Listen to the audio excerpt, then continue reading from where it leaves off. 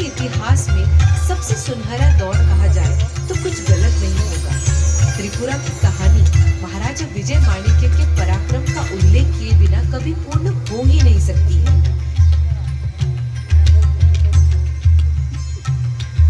लेकिन आपको पता है कि आधुनिक त्रिपुरा को दुनिया के बराबर खड़ा करने में मुख्य योगदान किस राजा का है? महाराजा विजय माणिक्य ने त्रिपुरा राज्य को जो आधार दिया, वो लंबे समय तक राज्य के लिए नजीर बना रहा। महाराजा विजय माणिक्य ने त्रिपुरा राज्य की सीमाओं को सुरक्षित किया और बाहरी आक्रमण से बचाए रखा। इसी कड़ी में महाराजा वीरचंद्र, महाराजा राधा किशोर जी ने राज्य में आधुनिकता का बीजारोपण किया। महाराजा वीरचंद्र जी ने शिक्षा और विज्ञान को राज्य में आम जनमानस तक पहुंचाने की शुरुआत की। भारत में आए पहले 2 कैमरे महाराजा वीरचंद्र जी के पास ही थे। महाराजा वीर विक्रम किशोर माणिक्य आधुनिक त्रिपुरा राज्य के सबसे प्रतापी और दूरदर्शी शासक हुए। इन्हें आधुनिक त्रिपुरा के वास्तुकार के रूप में जाना जाता है। इन्होंने त्रिपुरा पर किसी शासक नहीं वरन एक आदर्श पिता के रूप में शासन किया, जिसने त्रिपुरा को अपनी जागीर नहीं अपना घर मानकर घर की उन्नति के लिए सभी संभव प्रयास किया।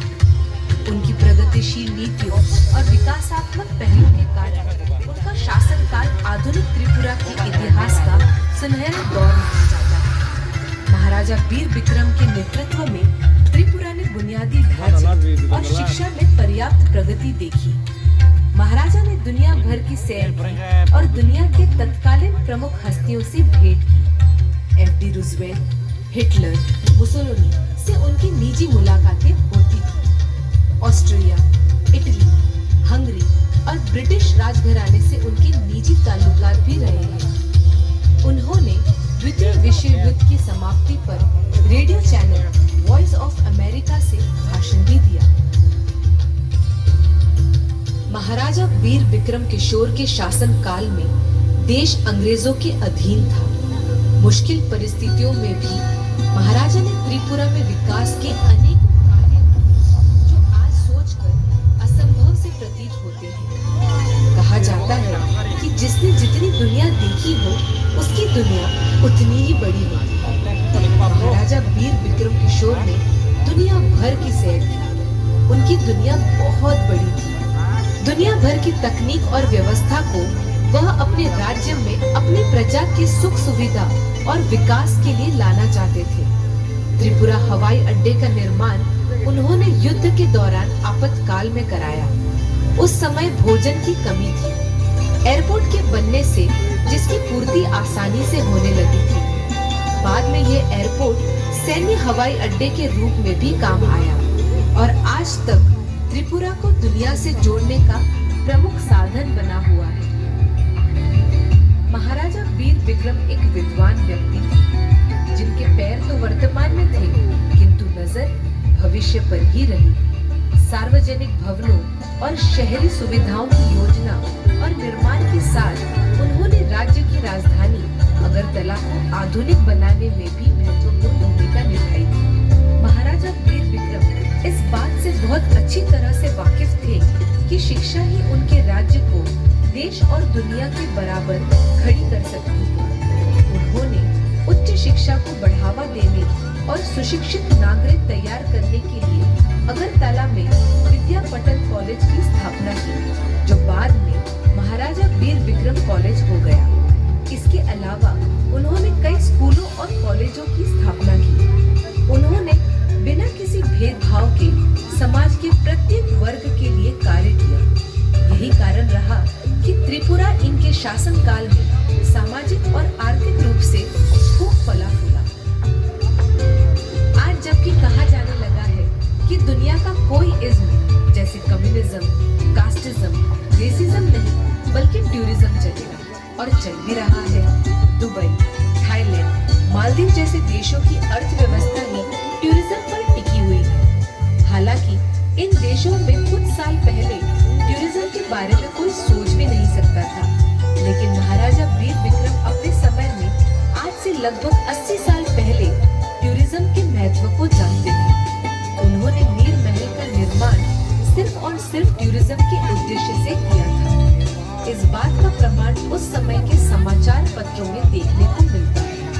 नीर महल जिस जमीन पर तैयार किया गया वो जमीन दलदल और बेकार थी। वहाँ घने जंगल और गंदगी का अंबार था जिससे मलेरिया जैसे घातक रोग होते थे। महाराजा ने लगभग खराब जगह को नीर महल बनाकर उस जगह की उपयोगिता बढ़ा दी और नीर महल जैसा नायाब तोहफा त्रिपुरा के पर्यटन को बढ़ावा देने के लिए दिया। नीर महल पूर्वोत्तर में अपनी तरह का पहला और एकमात्र महल है।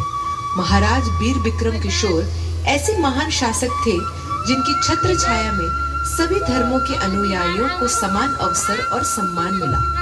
बुद्धा मंदिर की डिजाइन स्वयं महाराज ने बनाई और इसका निर्माण भी कराया, जिसका उद्घाटन युवराज किरीट विक्रम किशोर ने किया था।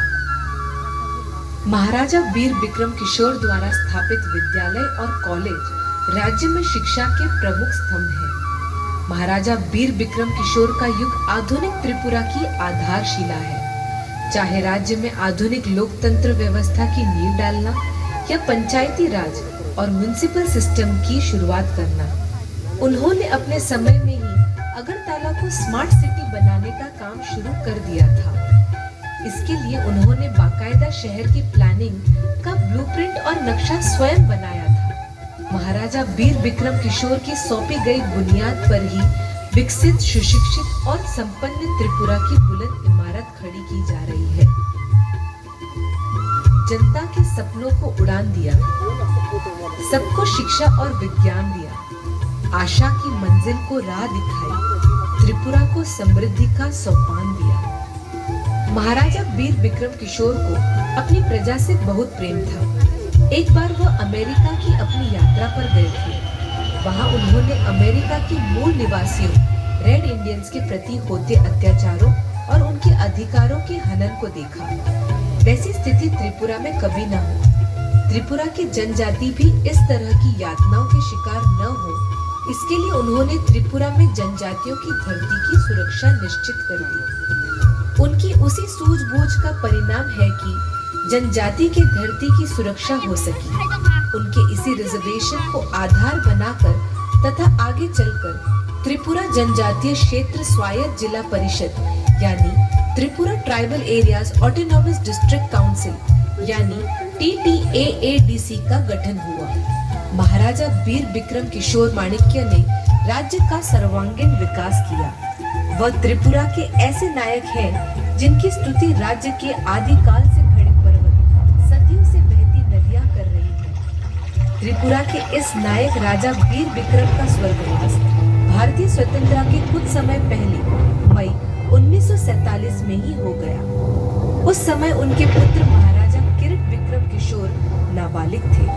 महाराजा को बचपन से ही उन सभी संकटों का सामना करना पड़ा जो एक राजा आगे चलकर झेलते हैं।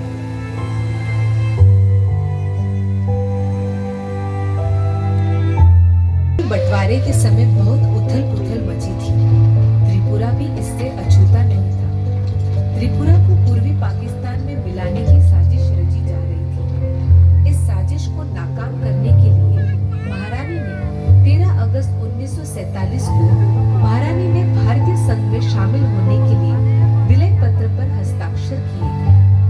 त्रिपुरा राज्य में भारी अस्थिरता उत्पन्न होने लगी थी। उन्होंने राज्य को बचाने के लिए रीजेंसी काउंसिल को भंग कर दिया। वह नहीं चाहती थी कि त्रिपुरा का हाल भी कश्मीर की तरह ही हो जाए, इसलिए उन्होंने गृह मंत्री सरदार वल्लभ भाई पटेल से बात की। सरदार पटेल ने उन्हें चिट्ठी लिखी। I am most grateful to Her Highness for having come to this agreement. Hers was not an easy task in the peculiar circumstance in which she found herself. I am sure that Providence will reward her for the courage and boldness with which she has taken this decision. To the people of Tripura, I can only say this: though far and remote from the capital city of the country, it will always claim our attention, and we shall do our best to ensure that its link and connection with the mainland are strengthened and it comes nearer to us. They will not stand alone to battle with the manifold problems that confront them. They will have the resources and the assistance of the center on which they can count. With their cooperation and help, we hope that we shall deal with their problems efficiently and effectively. May God bless our joint efforts